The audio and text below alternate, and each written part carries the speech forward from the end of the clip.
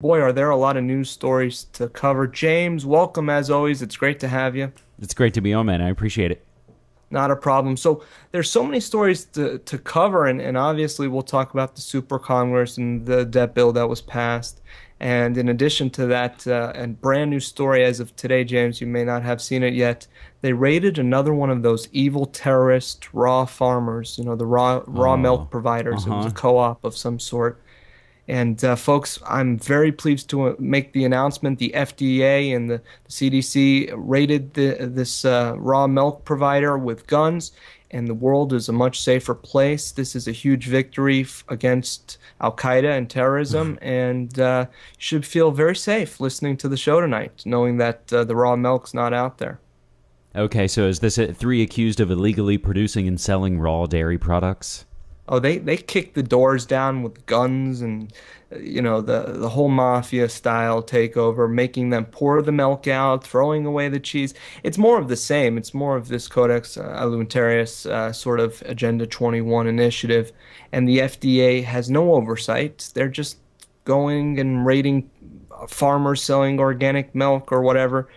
And at the end of the day, we need to put a stop to this. No matter what way you're looking at it, it's evil to think that we have government bureaucracy raiding people's livelihoods, providing safer products. That's right, I said safer. Pasteurization is a deadly, deadly thing, folks, and is to be avoided. And they're going after these people. And I know, James, we've talked about food, and I know you have some food world order Hmm. stories for us tonight, in addition to this from your website, foodworldorder.com, right? That's right. And I was going to say in discussing the raid, you said, making them pour the milk out. That immediately brings up to mind the images of the Prohibition era and, Right. axing open the barrels to, save everyone from, themselves. Well, we saw that didn't work. And then they got the crazy idea, well, prohibition for alcohol doesn't work, so let's make marijuana and everything else illegal. I Hmm. mean, what are these people thinking? Hmm. So that's the constant thing of the things that are natural and the things that can heal you and the things that you can use as a textile and in all kinds of ways. It's like, oh, that stuff's illegal. But the things that, that'll kill yourself and does nothing for you, those you can have free access to that. Right, that doesn't matter as much.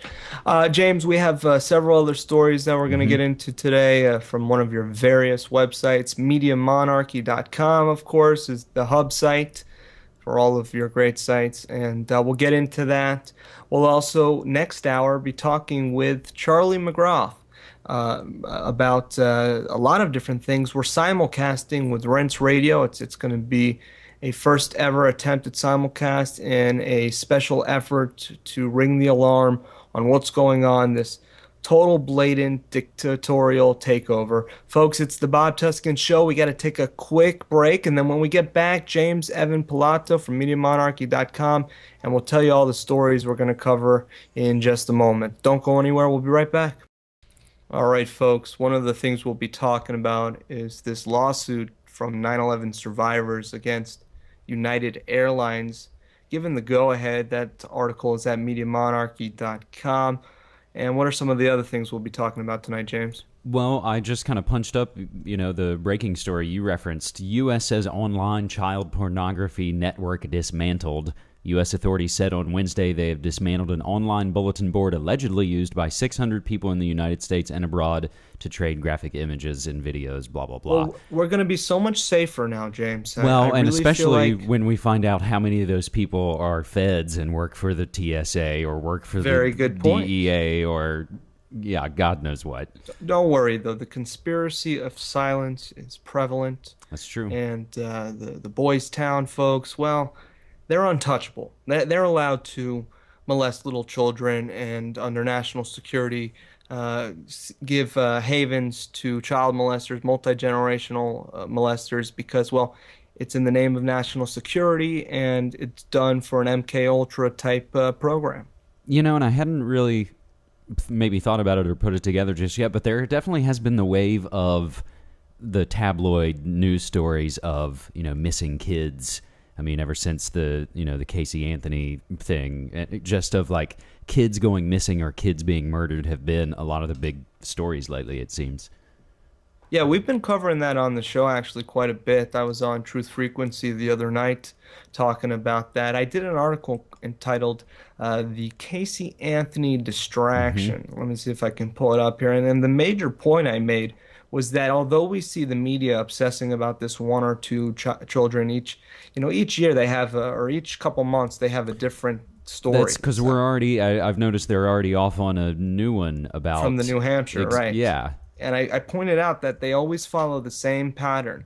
First, we hear in the news about this child that's missing. Then we hear in the news that there's a possible match of a body found.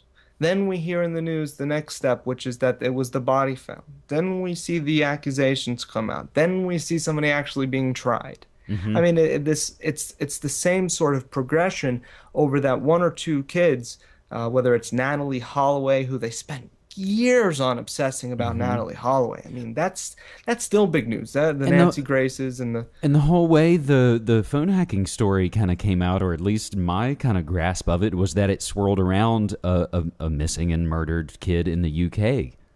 That a lot interesting. of it kind of grew out of that story when they discovered that they had hacked into Millie Fowler's phone and actually even deleted messages to make room for someone else to call and possibly leave clues or contacts or something. Just unbelievable. Had we discussed the phone hacking situation the last time we talked, I Bob? think we did bring it up, and as long as we can distract people from the 800,000 children younger than 18 missing Hmm. each year, an average of 2,000 children are reported missing each day. That statistic from the National Center for Missing and Exploited Children. As long as we can distract from that and the true nature of these satanic criminals, well, uh, they'll let us talk about that one or two missing Hmm. children all day long. They want us to get distracted. And when it comes to the phone hacking scandal, they want us to talk about the fact that Murdoch was hit with a pie in the face rather than what's really going Uh-huh. on. And there's word that that whole in the face incident was actually staged.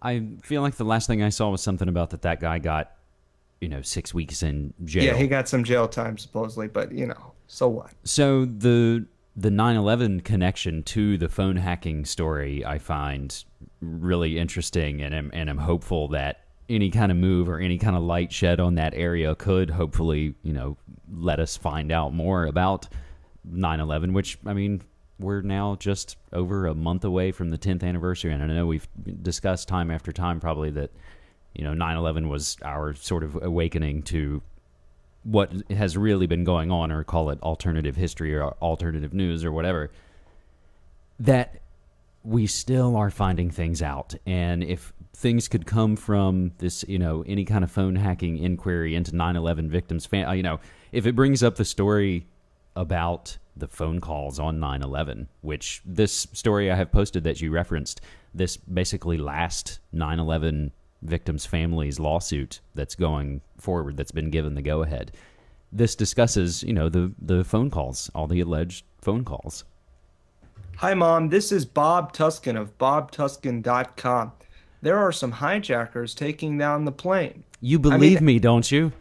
right, you believe me, don't you? Exactly, because you always call your mom and say, "Yeah, hi, hi, I'm James Pilato." You. Yeah. And let me give you my social security too, Mom, in case that's not enough. So And hopefully that I guess I'm hopeful that any kind of inquiry, even if it's small, but any kind of amount of information that we can grab is important. So one thing to mention, as long as I want to discuss quickly this article. In the 10 years since 9/11, thousands of survivors have settled their lawsuits against the airlines and other parties and collected awards totaling billions of dollars.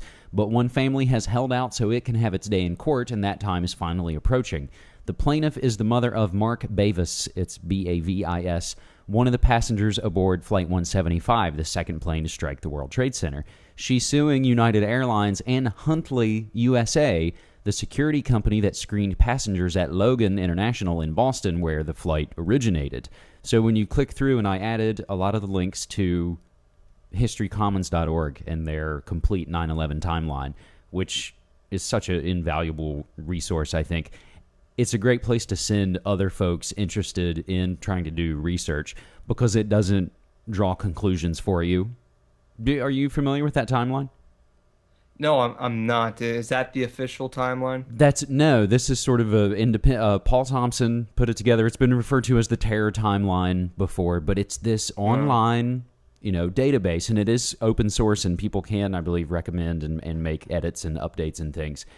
It's just a database and sort of a, you know, I can't think of the word that basically all the links are interconnected, and so you can expand or pull into any kind of area you want, and it'll show you the related things. So if you go and look at the alleged phone calls, you can go into just the specifics about, Betty Ong and all the, Barbara Olson and all of that, or you can then pull out and say, okay, the flights and the calls that came from 175. Let's look more at 175. It's a really, I highly recommend it. I'll throw the link to you, the complete 9/11 timeline. Very interesting. We'll also post a link in the chat room for all of our listeners But following the show. the Huntley USA, the security company, they trace back to they're one of the Israeli security companies. Oh, don't be I anti-Semitic know, now, God. James. I mean, this is a very Hasidic Jewish show. We can't have any anti-Semitism here. But it's when you and again, I didn't go get that from some crazy conspiracy site. It's like no, I clicked through on the timeline and everything they have is sourced and documented, whether it's to whatever news agency, whatever witness, whatever, official 9/11 commission report. That's what's so also great about it is something like the timeline can show you the discrepancies within the official report. Sure. When we come back, let's finish our thoughts on that. I also want to talk about this planetary alignment, perhaps on Hmm. August 11th. You have to tell me more about that. That one's at cyberspacewar.com. James Evan Pilato, our special guest tonight on the Bob Tuskin Show. Don't go anywhere.